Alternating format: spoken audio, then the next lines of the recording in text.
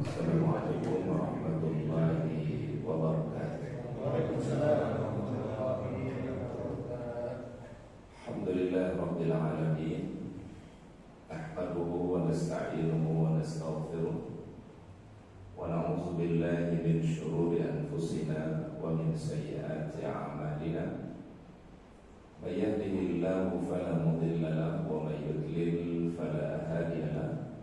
Asyhadu an la ilaha illallah wahdahu la syarika lahu wa asyhadu anna Muhammadan abduhu wa rasuluhu la nabiyya wa la rasula ba'dah.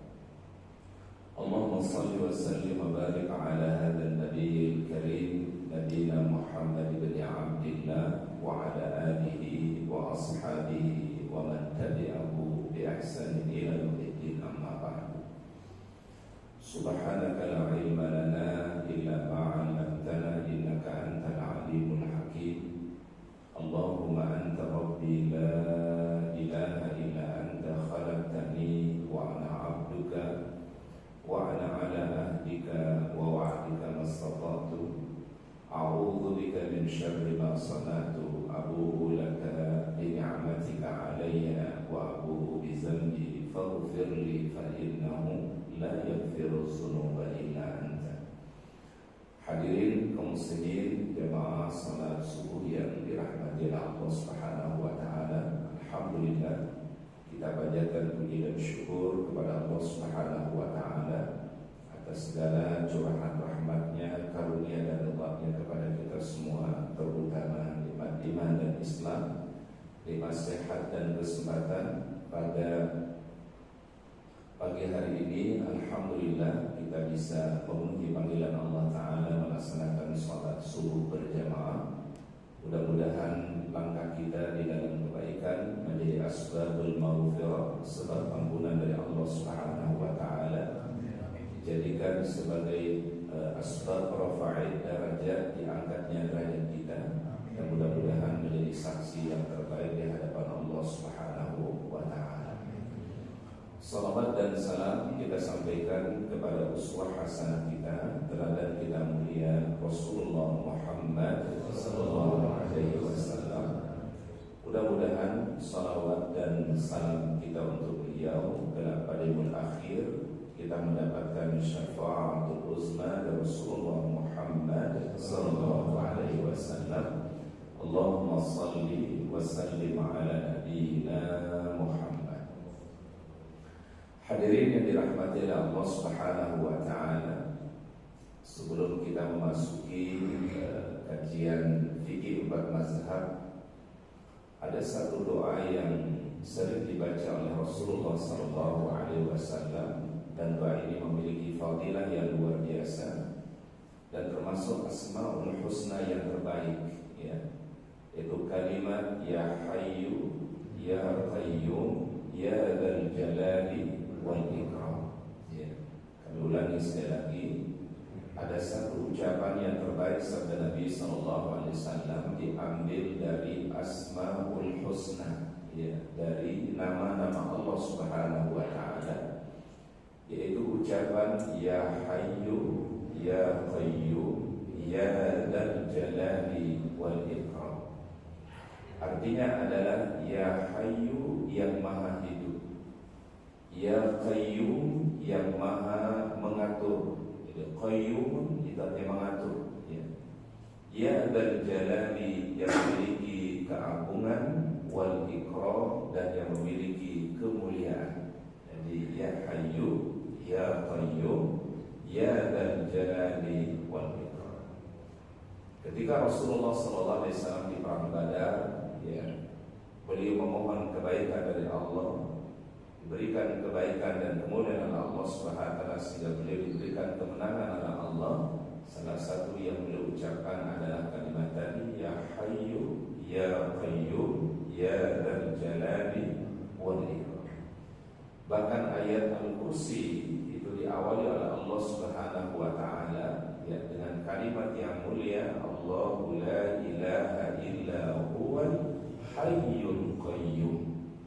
Inilah sehingga kata para ulama bahwasannya asmaul husna yang mulia yang terbaik itu adalah kalimat ya Hayyu ya Qayyum ya Zal Jalali wal Ikram.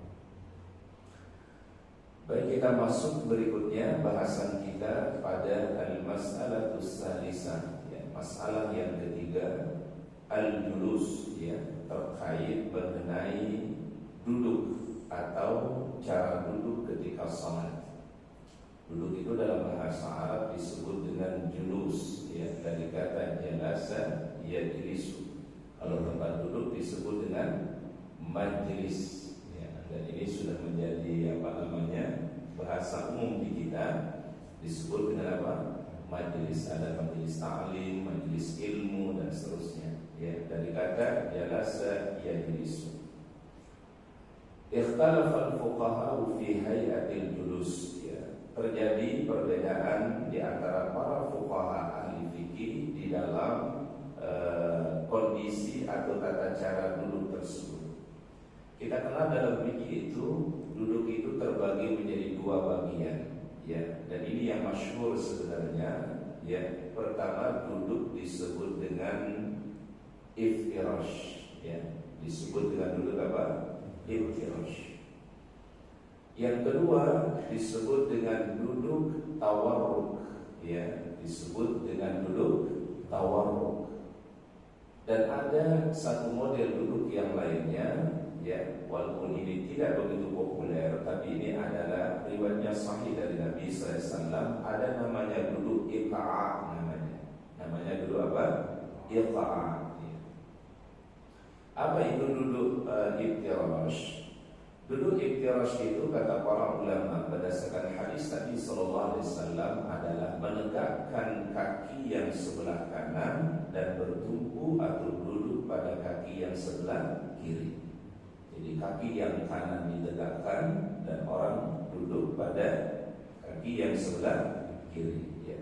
Ini umumnya dilakukan pada tahiyat awal atau dilakukan biasanya di antara dua sujud, ya. Disebut dengan duduk apa? Iftirash, ya. Jadi kaki ditegakkan yang sebelah kanan, ya. Kemudian jari-jari kaki itu adalah mengarah ke arah kiblat dan seorang duduk bertumpu pada bagian kaki yang sebelah kiri. Ini disebut dengan duduk iftirash. Duduk yang kedua kata para ulama disebut dengan duduk tawarruk, ya. Tawarruk itu adalah kaki yang sebelah kiri dimasukkan pada bagian bawah kaki yang sebelah kanan dan seseorang duduk di lantai, ya. Ini disebut dengan duduk apa? Tawarruk. Nah, ini yang masyhur, ya, yang kita temukan dalam riwayat-riwayat, ya, dan dijelaskan oleh para ulama fuqaha. Ada satu model duduk sebenarnya, dan ini sebenarnya adalah duduk yang ada riwayatnya sahih sumbernya dari Rasulullah SAW, riwayat dari Ibnu Abbas radhiyallahu anhu, namanya duduk iqa'a namanya. Walaupun nanti iqa'a kita temukan dalam bahasa itu memiliki beberapa makna, ya. Di antara makna iqa'a itu adalah seseorang duduk di atas kedua tumitnya. Jadi kedua kakinya ditegakkan, kemudian orang duduk di atas tumitnya, kedua tumitnya. Ini dilakukan adalah biasanya kata Ibnu Abbas ketika duduk di antara dua sujud, ya. Jadi kedua kakinya ditegakkan, kemudian orang itu bertumpu pada banyak kedua tumitnya. Ini disebut dengan duduk iqa'a. Dan ini model duduk seperti ini adalah ada riwayatnya, sumbernya sahih dari Nabi SAW, diriwayatkan oleh Ibnu Abbas radhiyallahu anhu, ya. Jadi kalau ada orang mungkin yang duduknya model seperti itu ketika salat, itu ada riwayatnya atau ada sumbernya dari Rasulullah SAW. Tapi ada makna yang kedua iqa'a. Ya, iqa'a itu artinya adalah seseorang yang tidak menegakkan kakinya ketika dia salat. Artinya kakinya dia dia julurkan, maka disebut ini duduk iqa'a. Duduk iqa'a yang seperti ini adalah dilarang oleh Rasulullah SAW.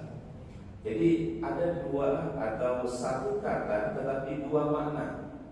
Yang satu maknanya hukumnya boleh, yang satu makna hukumnya adalah dilarang oleh Nabi SAW. Walaupun maknanya, walaupun kalimatnya sama, namanya iqa'un. Ya. Jadi ada dua makna iqa'. Ya. Iqa' yang pertama artinya tadi orang yang duduk di atas kedua tumitnya dan kedua kakinya ditegakkan.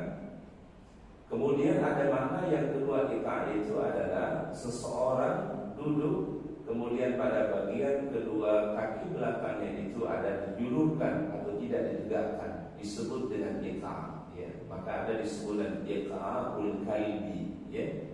Seperti iqa'nya seekor apa? Anjing. Nauzubillah. Ya. Disebut dengan iqa'ul kalbi. Ini yang tidak boleh. Ya. Jadi bahasa Arab itu ada isim musyarak namanya. Ya. Satu kata tetapi bisa penggunaannya berbeda.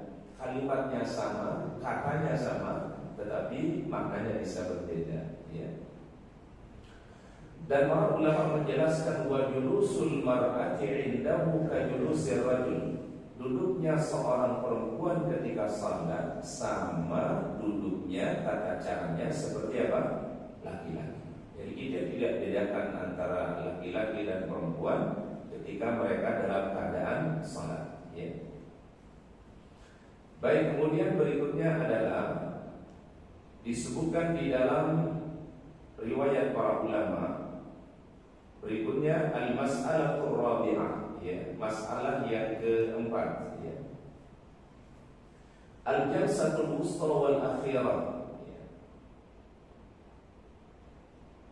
Bahasan yang berikutnya, masalah yang keempat, al-jalsatul wusta wal akhirah. Duduk yang pertama, ya, dan duduk yang terakhir. Maksudnya adalah at-tahiyyat al-awwal atau at-tahiyyatul ula wa at-tahiyyatul akhirah. Tasyahud yang pertama dan tasyahud yang kedua, yaitu tasyahud yang terakhir. Ikhtalafal ulama fil jalsatil wusta wal akhirah. Para ulama berbeda pandangan di dalam masalah duduknya seseorang di tahiyat yang pertama dan di tahiyat yang terakhir, atau sering disebut dengan tasyahud awal dan tasyahud akhir. Kalau kita coba kaitkan dulu, ya, mengenai duduk tawarruk dan duduk iftirash, sepakat para ulama, ya, ketika tahiyat awal itu para ulama sepakat adalah duduknya adalah iftirash di tahiyat awal. Adapun di tahiyat akhir itu adalah sepakat para ulama, yaitu adalah duduknya dengan tawarruk. Ini kalau yang sholatnya jumlahnya 4 rakaat atau 3 rakaat, ya Pak ya. Jadi duduk yang pertama, tahiyat yang pertama itu adalah iftirash, dan duduk yang kedua adalah duduknya apa? Tawarruk. Bila sholatnya jumlahnya 4 rakaat ataupun 3 rakaat. Yang sedikit ada perbedaannya itu adalah bila jumlah sholat itu 2 rakaat. Seperti sholat apa misalnya? Sholat subuh, sholat qabliyah, ba'diyah, sholat duha 2 rakaat misalnya. Bagaimana posisi orang itu ketika dia duduk di tahiyat akhir? Ini yang sedikit perbedaan para ulama.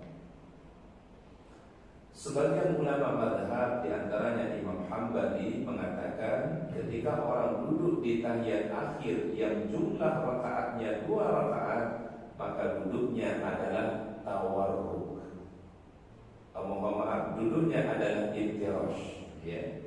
Ini menurut Imam Ahmad Ibnu Hanbal, berarti seperti duduknya di tahiyat awal. Ya.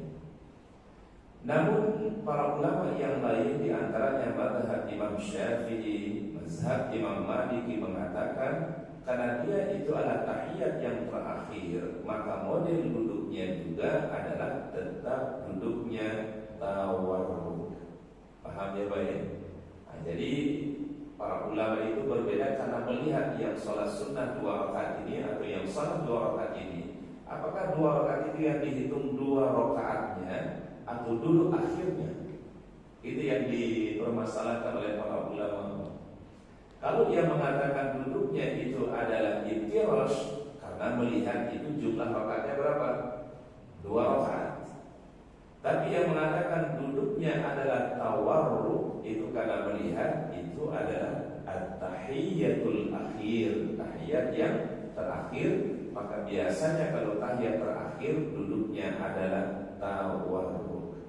Tapi para ulama tadi sepakat di awal bahwa saya kalau sholatnya 4 rakaat atau sholatnya 3 rakaat, di tahiyat awal itu duduknya adalah iftirash dan di tahiyat akhir duduknya tawarruk. Jadi sebenarnya tidak ada masalah Pak. Ketika orang sholat subuh, ada sebagian di antara kita mungkin yang duduknya ada yang iftirash, ada yang duduknya secara apa? Tawarruk. Ya. Baik, di sini para ulama mengatakan padahal aktsar, ya. Pendapat kebanyakan para ulama fil wusta pada tahiyat awal ila annaha sunnatun, hukumnya adalah sunnah. Jadi untuk tahiyat awal itu hukumnya apa? Sunnah. Sehingga orang kalau tertinggal tahiyat awal atau tasyahud awal bisa diganti dengan apa?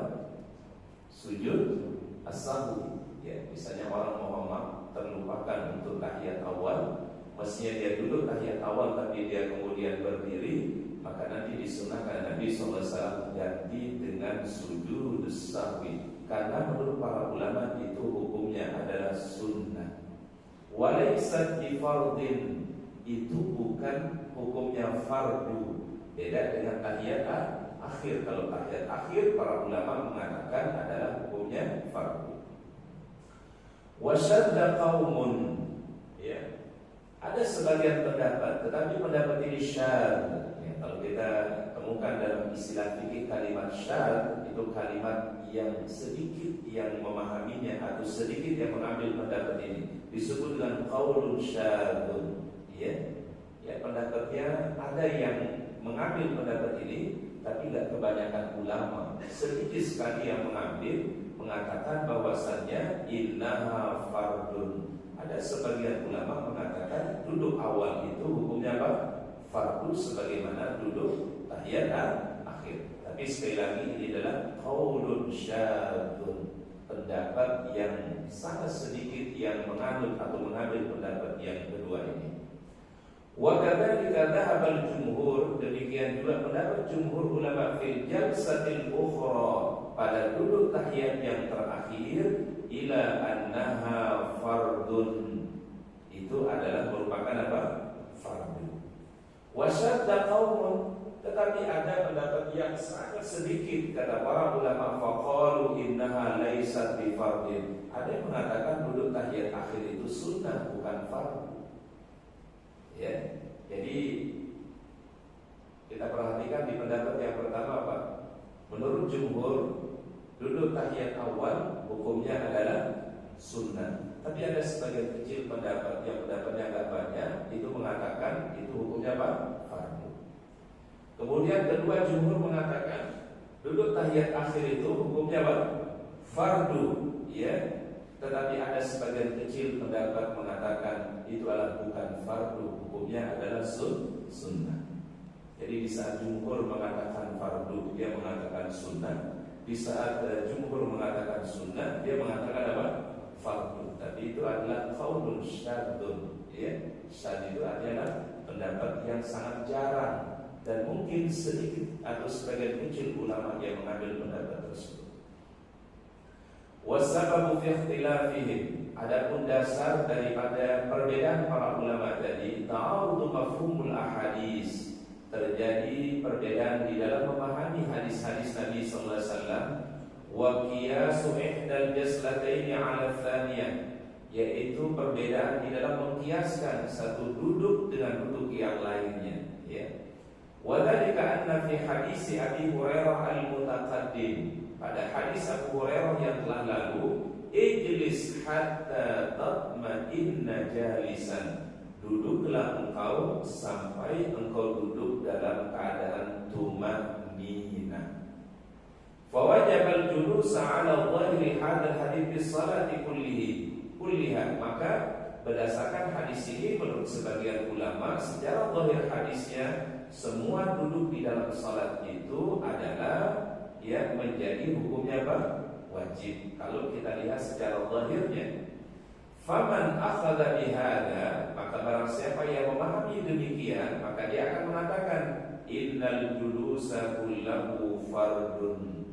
Maka dia akan mengatakan semua duduk di dalam salat baik di tahiyat awal, tahiyat akhir itu hukumnya adalah fardu. Ya.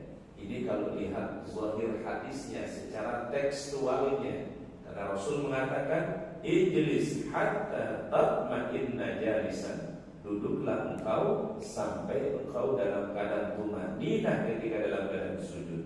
Maka di sini dipahami menurut para ulama semua duduk di dalam salat baik di tahiyat awal ataupun tahiyat akhir itu adalah hukumnya adalah fardu kalau diambil dari segi tekstualnya.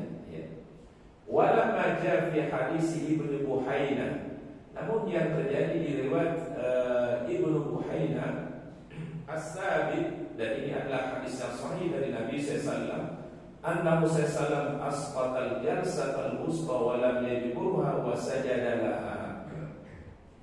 Adalah Nabi sallallahu alaihi wasallam menggugurkan kewajiban daripada duduk tahiyat awal. Berarti adalah tahiyat awal hukumnya apa?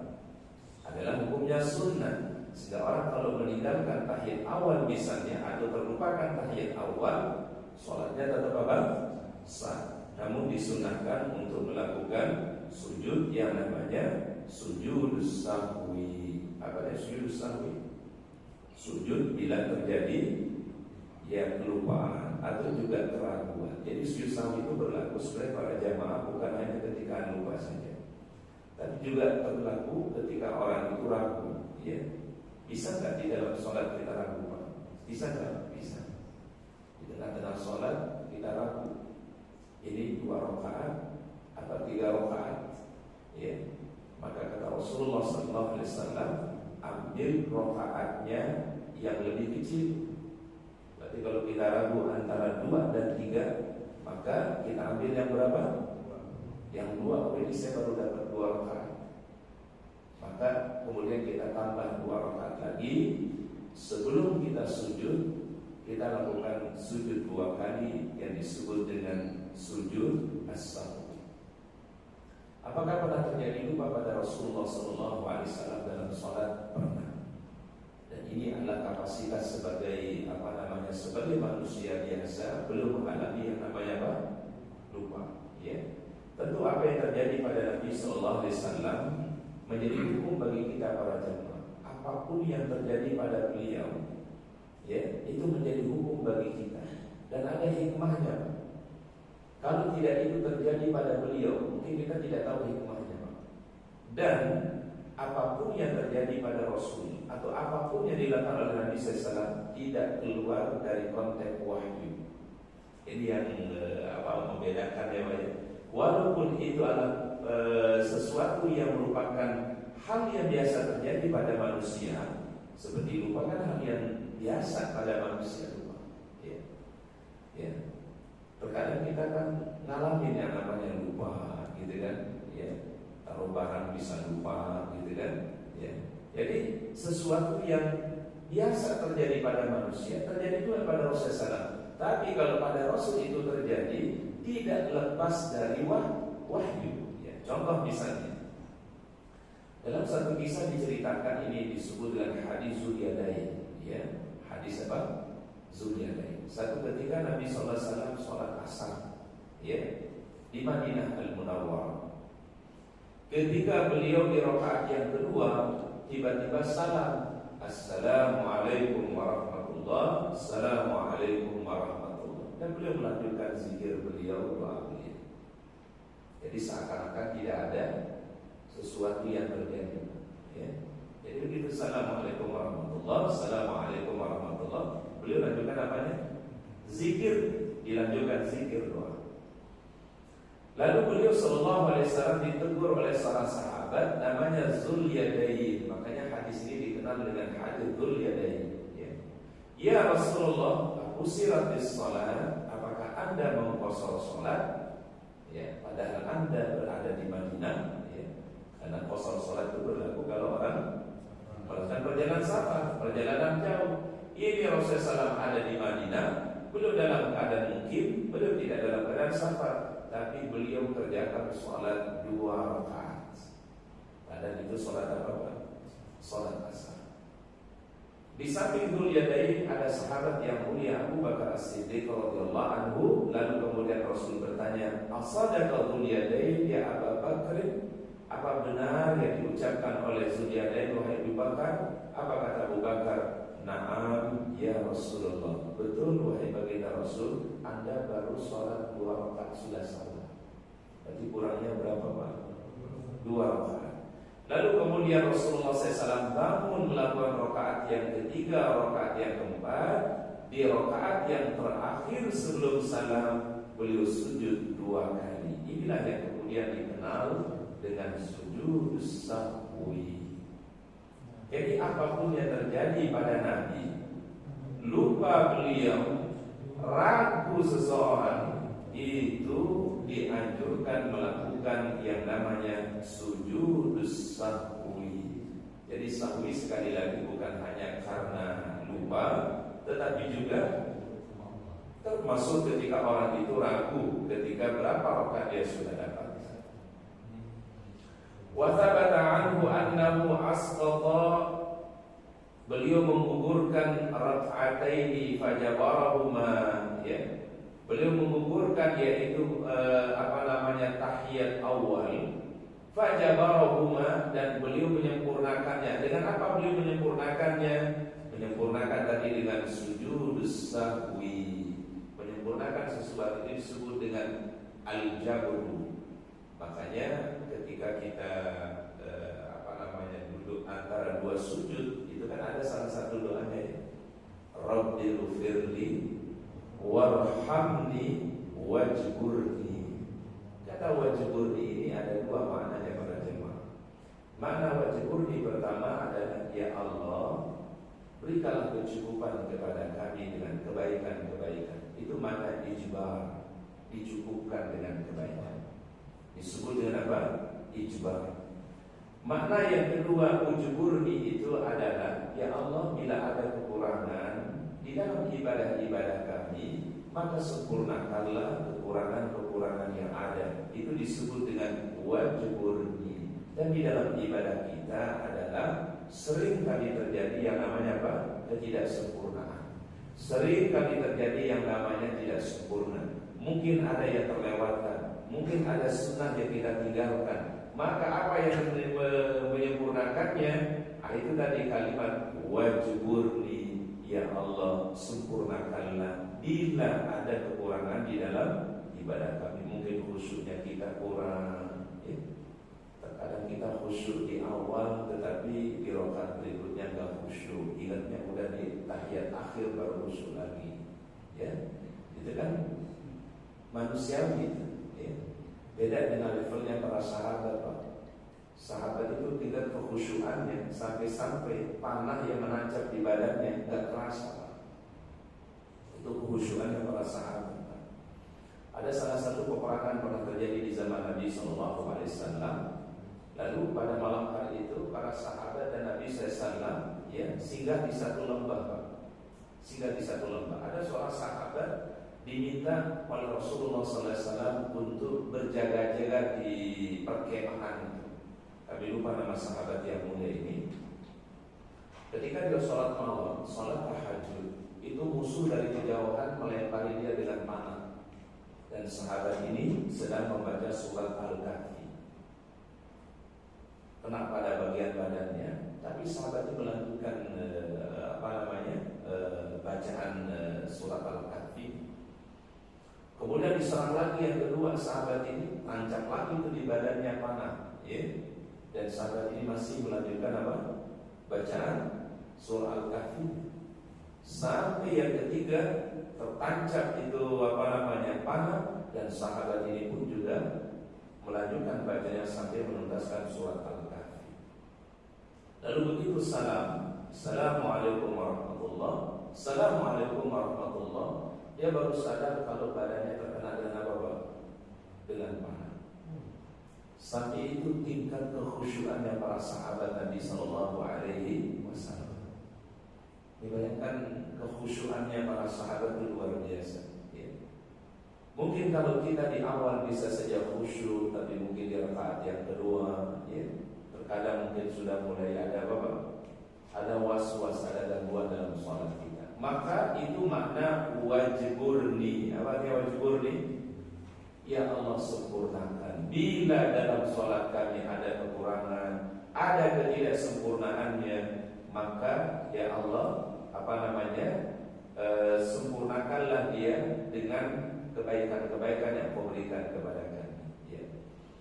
Baik, itu tadi yang dijelaskan oleh para ulama mengenai duduk tahiyat awal dan duduk tahiyat akhir. Jadi sebagian ulama tadi mengatakan bahwasannya adalah yaitu tahiyat awal mengatakan hukumnya sunnah dari jumhur ulama, sedangkan tahiyat akhir hukumnya apa?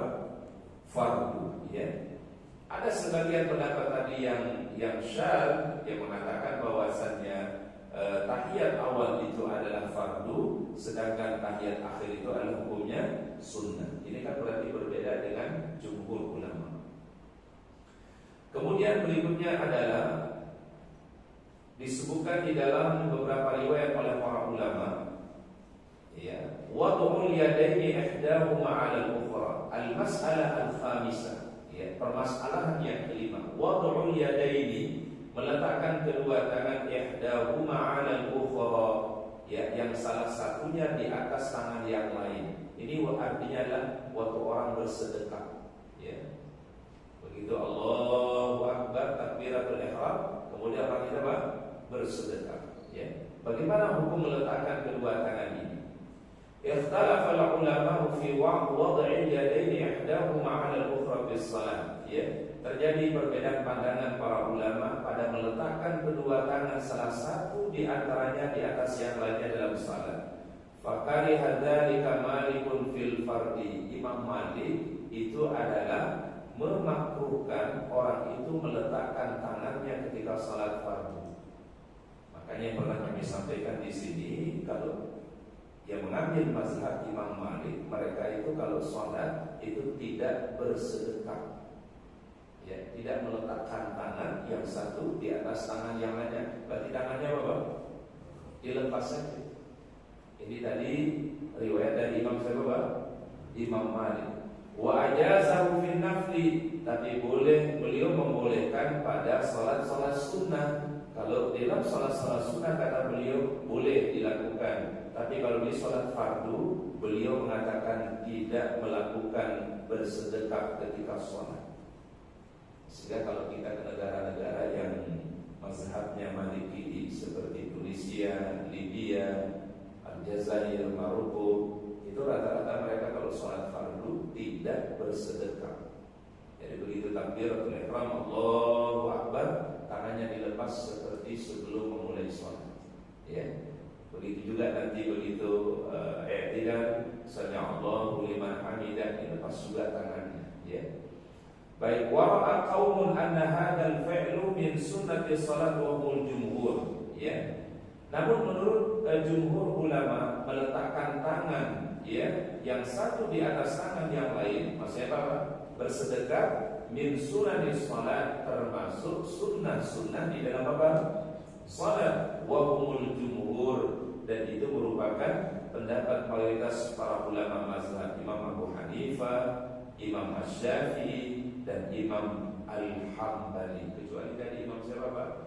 Imam Maliki. Jadi nanti kalau ada orang yang sholatnya tanpa bersedekah, kita tidak salahkan langsung ya Pak, ya. Nah, ini berarti ini orang dari mazhab mana Pak? Mazhab Maliki, ya. Tapi memang ada sedikit kesamaan di situ Pak dengan mazhab Syiah.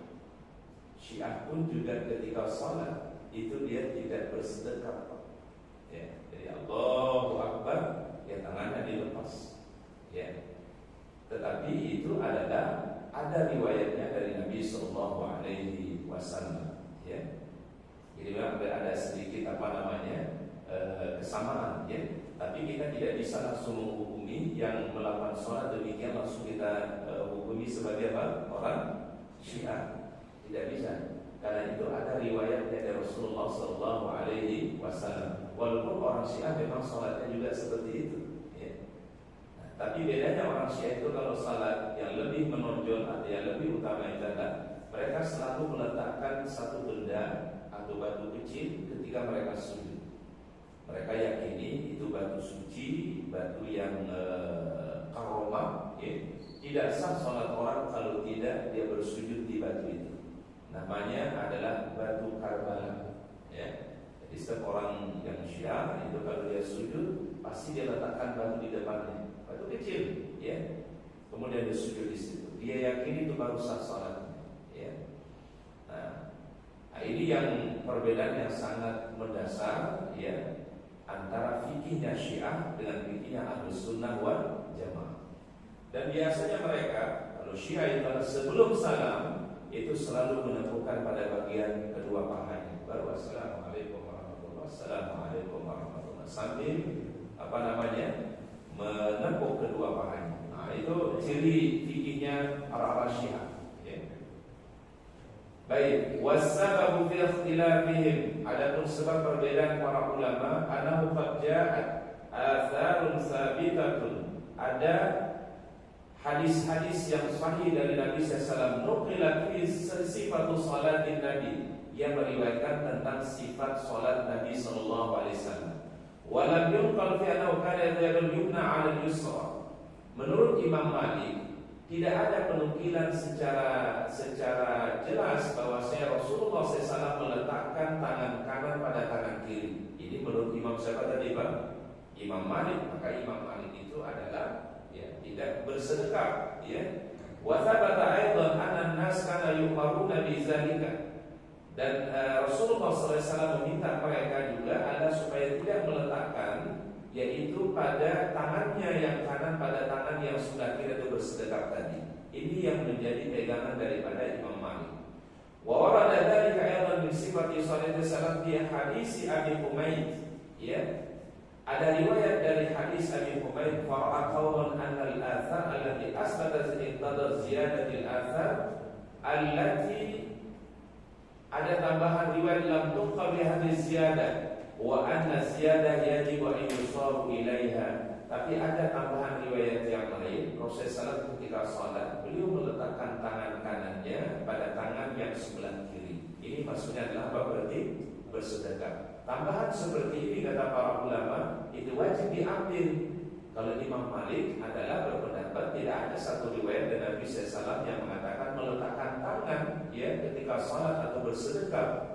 Tetapi adalah di tambahan hadis yang lahir diriwayatkan Nabi SAW, yaitu adalah meletakkan tangan kanan beliau di atas tangan yang sebelah kiri atau bersedekah. Tambahan inilah yang diambil oleh jumhur ulama, ya. Jadi kalau Imam Malik itu kalau tidak ada riwayat yang jelas dari Nabi SAW atau riwayat yang sahih beliau tidak ambil, ya. Tapi kalau tambahan itu dipakai oleh siapa tadi, Pak? Jumhur ulama, ya. Memang kalau kita baca sifat sholat Nabi SAW, boleh dikatakan, Pak, secara zahir, secara tekstual tidak ada yang langsung menyebutkan Pak, menjelaskan langsung meletakkan tangan kanan di atas tangan kiri secara langsung secara zahir hadis.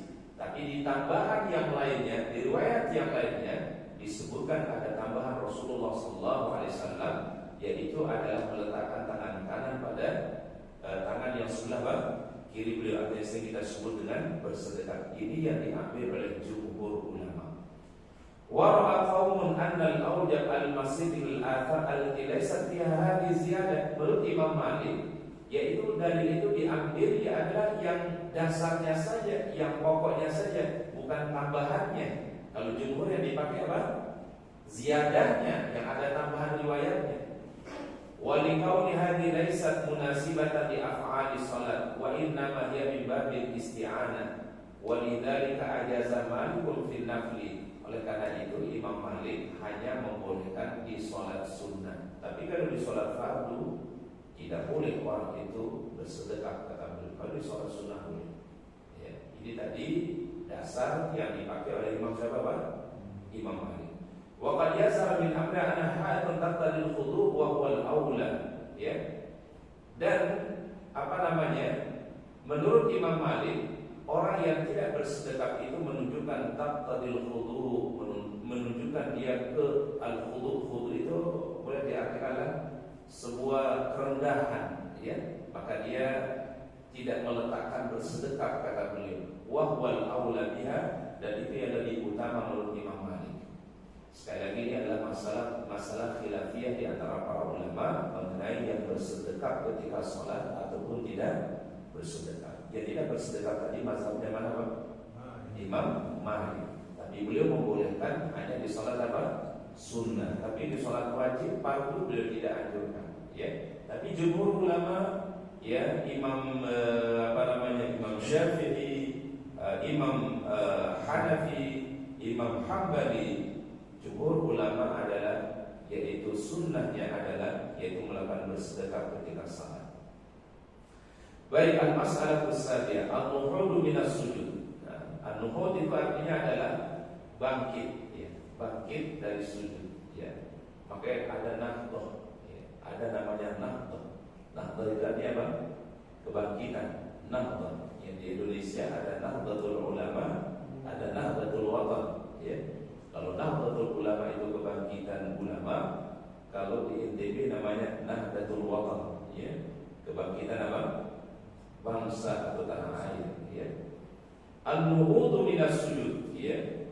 Bangun dari sujud atau bangkit dari sujud. Ikhtara qaumun, telah memilih sebagian ulama, idza kana rajul fi witrin min salati, apabila orang pada salat yang jumlahnya witir. Witir itu artinya di bilangan ganjil, berarti dari rakaat pertama menuju rakaat yang kedua.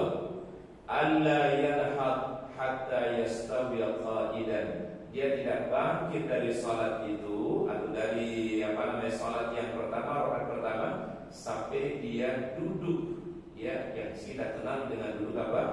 Tumanninah, ya. Waqtara akharuna, tapi sebagian ulama mengatakan ayyan had min sujudihi lin nafsihi. Ada yang mengatakan ketika orang mau menuju rakaat yang kedua tidak perlu duduk, langsung bangun dari sujud yang kedua untuk ambil rakaat yang kedua. Paham ya, Pak, ya? Jadi riwayat yang pertama adalah apabila orang di sholat yang jumlahnya bilangannya witir, itu berarti bilangannya ganjil. Dari rakaat berapa tadi?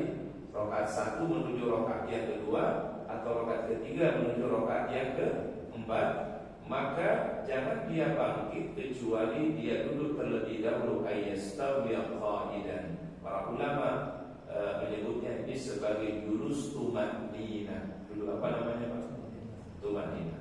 Tapi pendapat yang lain, waqtara akharun ayyan hadbin sujudi nafsahu. Ada yang mengatakan orang kalau bangun dari sujud itu tidak perlu duduk dulu, berarti langsung dari sujud yang kedua itu langsung bangun untuk rakaat berikutnya tanpa melalui apa? Duduk yang kita kenal dengan duduk at-tumanninah.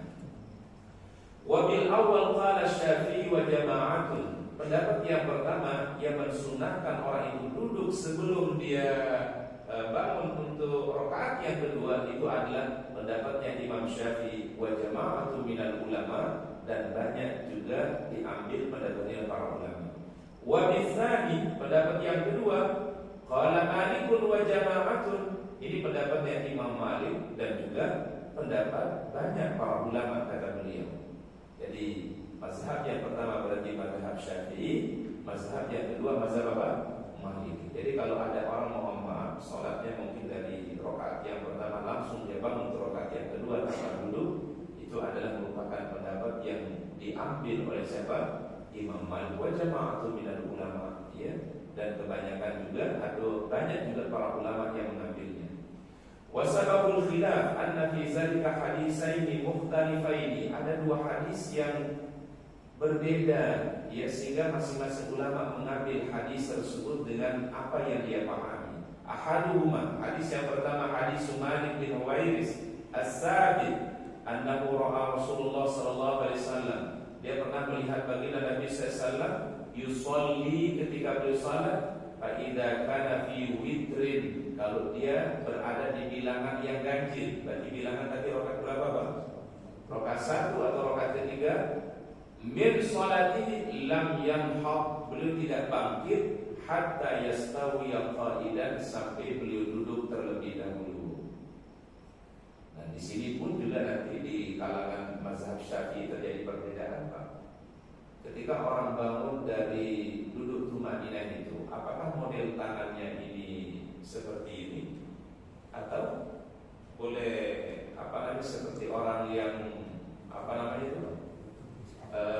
push up, ya, mengepal tangan? Itu ada riwayat ada dua.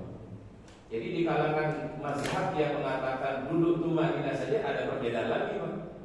Sebagian ulama mengatakan tangannya seperti biasa, seperti biasa saja.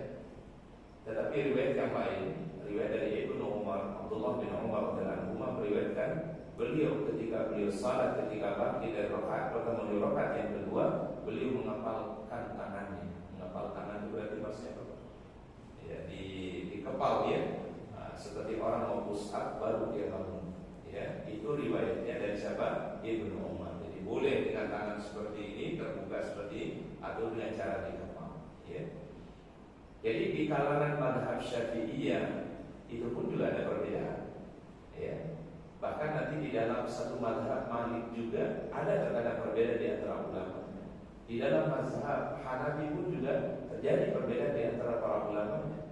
Di dalam mazhab Imam Hambali pun juga ada perbedaan di dalam mazhab mereka. Ya, jadi inilah yang namanya keluasan para ulama di dalam memahami dalil-dalil Rasulullah Sallallahu Alaihi Wasallam. Jadi kalau orang yang mengepalkan tangannya itu riwayatnya dari siapa tadi? Abdullah bin Umar radhiyallahu anhu.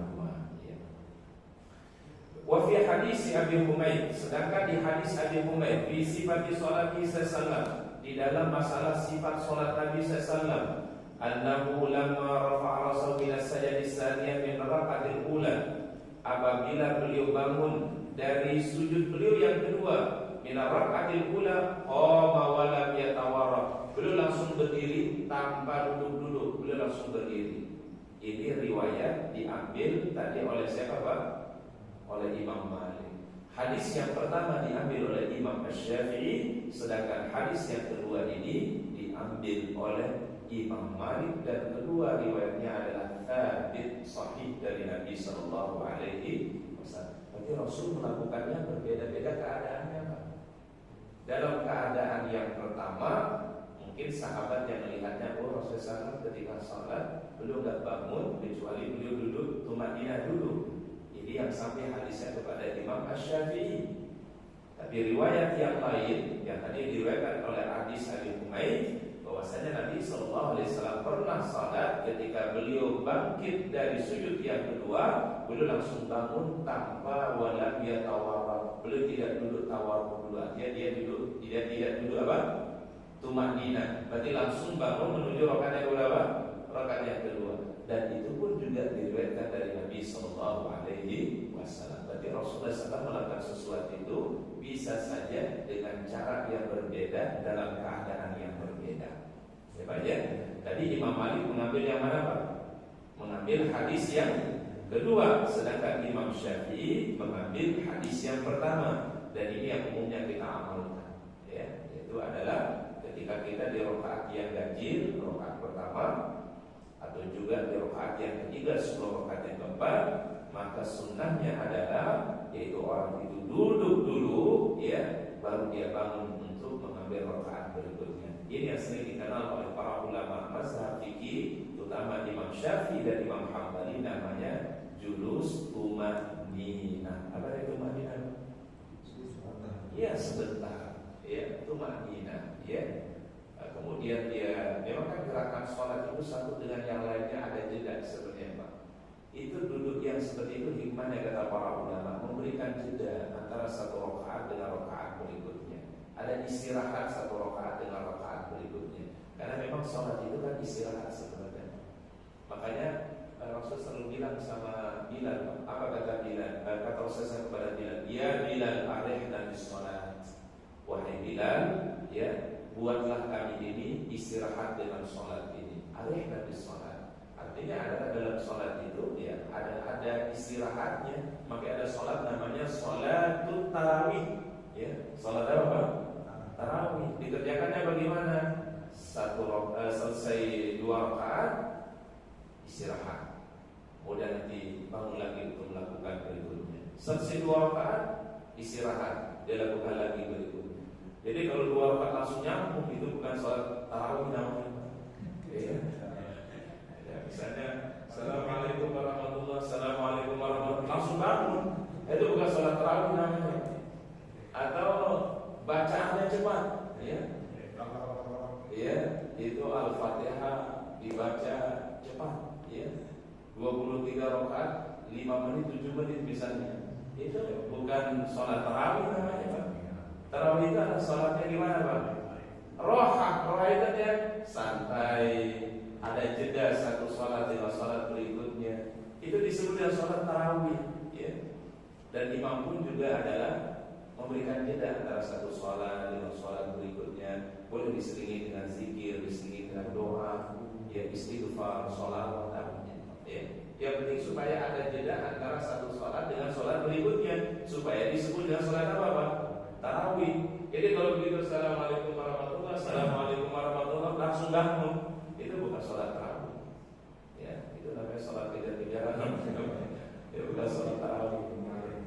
Ya, makanya sholat tarawih itu bagusnya itu adalah dilakukan memang santai, tumanina, ya. Ya, apalagi misalnya imamnya kalau memang bacanya agak panjang gitu kan Pak, ya, supaya begitu selesai sholat 2 rakaat itu ya istirahat dulu jamaah gitu Pak, ya. Dan ya mungkin minum dulu gitu kan. Kalau ada makanan mungkin makan dulu gitu kan. Ya, ini disebut dengan roha namanya, ya. Sholat apa namanya Pak?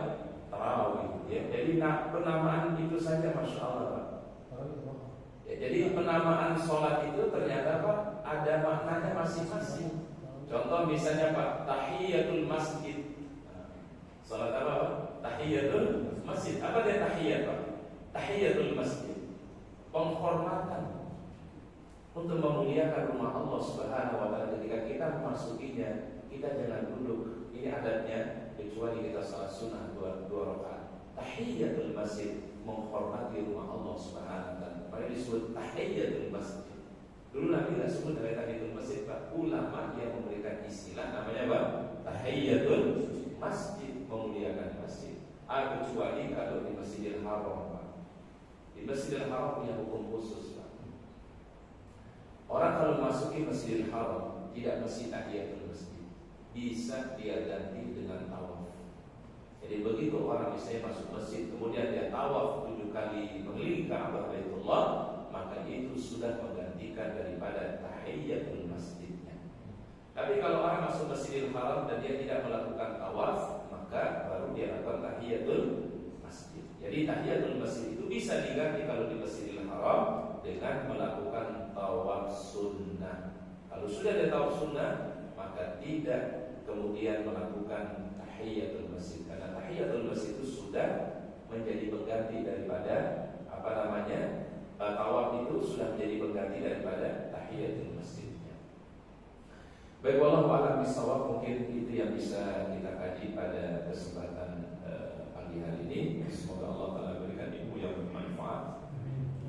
Allah Ta'ala memberikan kita pemahaman.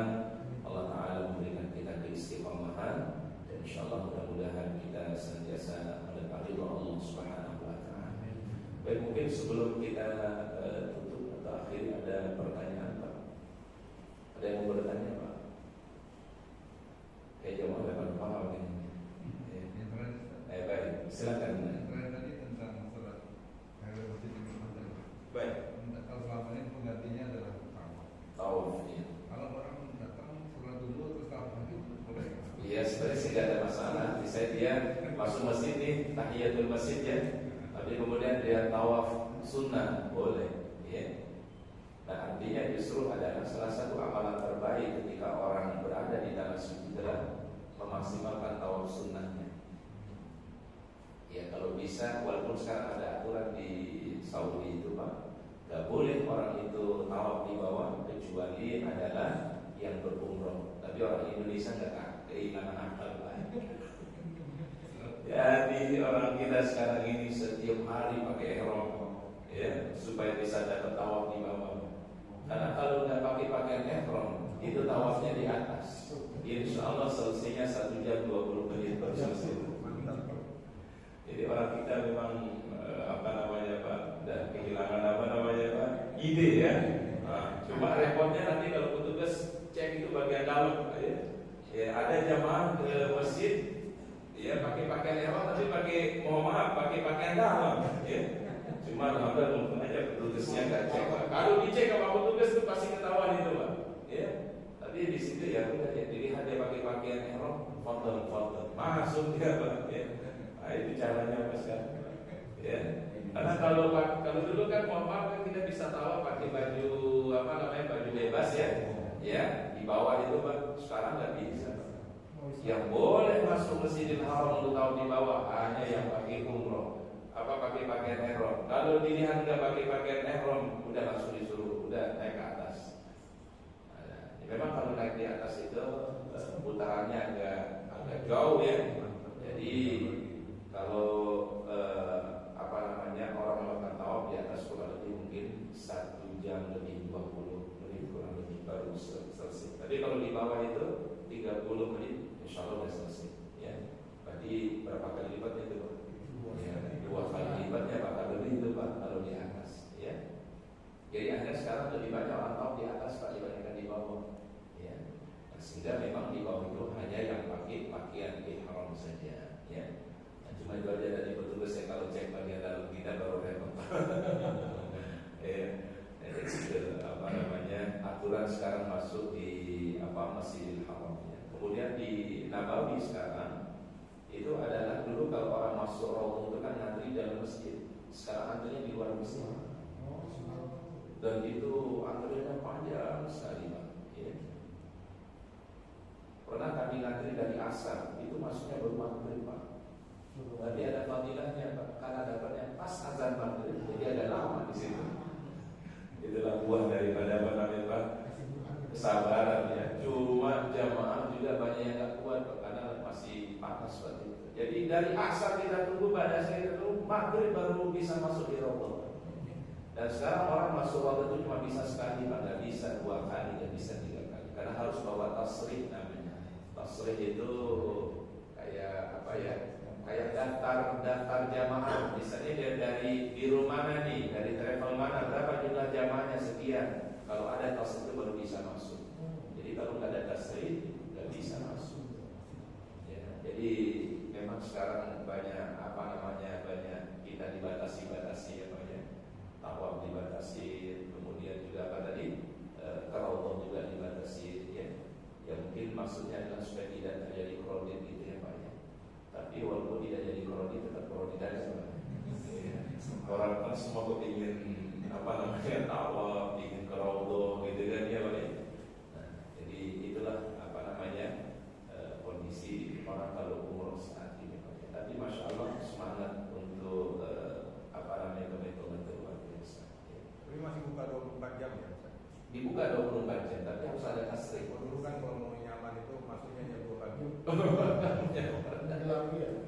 Sekarang harus ada tasrih sekarang, harus ada tasrih. Ya, makanya kalau tasrih masih penting Pak. Kalau dulu masuk Raudhah harus ada barcode Pak. Di barcode itu ini kita ketahuan orang itu masuknya beberapa kali. Jadi ada ininya Pak, ada aplikasinya. Kalau nggak salah Manasiku nama aplikasinya. Nah, itu dulu yang di barcode Pak, di foto dulu. Oh ini orang pernah masuk di sini ini. Kalau udah masuk sekali udah nggak boleh. Nah, barcode-nya cuma sekali berlakunya. Ya memang enaknya umroh di tahun-tahun lalu sebelum COVID. Orang bebas mau tawaf sepuas-puasnya, mau ke Raudhah sepuas-puasnya. Sekarang ya dibatasi semua, ya dibatasi. Baik, wallahu a'lam bishawab. Mungkin silakan Pak. Tadi Ustaz mengatakan jujur di antara 2 sujud, tapi sebenarnya yang benar yang apakah yang memang diambil? Yang pertama itu nggak boleh, dia disebut itaat tadi